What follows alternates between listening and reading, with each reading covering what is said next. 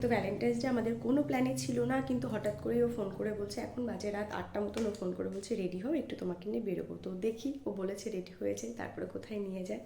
তো দেখো আমি ড্রেস পরে নিয়েছি, এখন হালকা করে একটু মেকআপ করবো। আর বাইরে যেহেতু ঠান্ডা আছে, তো তার জন্য পরতে হবে আমাকে কিন্তু সোয়েটার।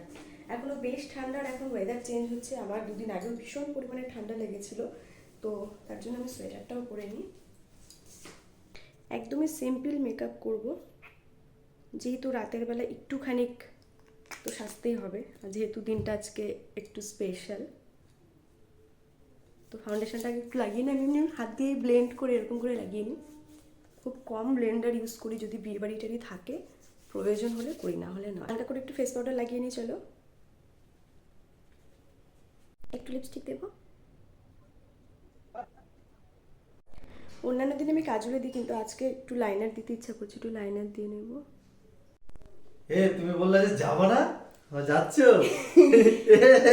তুমি বলেছো আমি রেডি না হয়ে পারি। ইয়েস গাইস, আমরা এখন যাচ্ছি ভ্যালেন্টাইন্স ডে পালন করতে।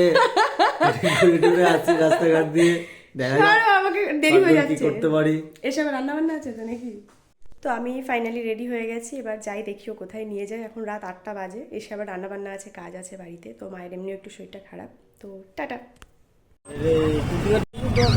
কোথায় যাচ্ছে কি জানি বাবা, কোথায় না বলে গেল কি জানি, বুঝতে পারছি না।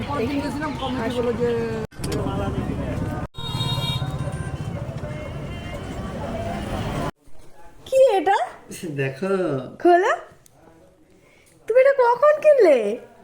ও বাবা, আমি তখন নিয়ে এসেছি।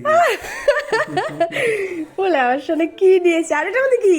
দেখো, সারপ্রাইজ। বাবা তুমি আমার সার, ইয়ে বা কি সুন্দর বক্সটা, দেখি কি এটা।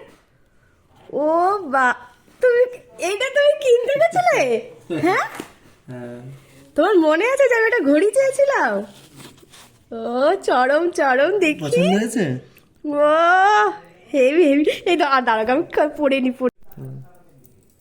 হবে তো এমনি সাইজে, হবে তো? দেখো, না হলে ছোট বড় করতে হবে। না টাইটই তো হচ্ছে, টাইট হয়ে যাবে না তো আবার? পুরো ফিট, পুরো ফিট। দেখি দেখি, দেখাও। ও কেমন লাগছে? ভালো, দারুণ। হেভি হয়েছে, হেভি। তোমার পছন্দ তো? খুব সুন্দর। ভেতরে ডায়ালটা দেখো, দেখি দেখো কি সুন্দর।